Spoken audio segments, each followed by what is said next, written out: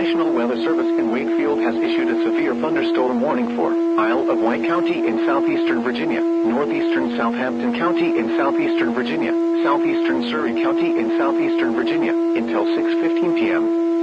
At 5:36 p.m. Severe thunderstorm was located over Zunai, or 7 miles northwest of Windsor, moving northeast at 35 miles per hour. Hazard, 60 miles per hour wind gusts and quarter-size hail.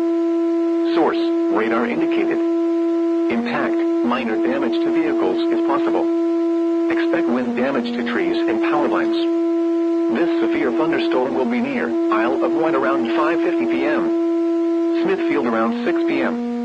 Other locations impacted by the severe thunderstorm include Rushmere, Ponds, Carrollton, Ben's Church, Bethel Church, Dell Crossroads, Lawson, Central Hill, Bacon's Castle and Whitley. For your protection, move to an interior room on the lowest floor of a building. Please report severe weather by calling 757-899-2415, posting to the National Weather Service Wakefield Facebook page, or using Twitter at NWS Wakefield, VA.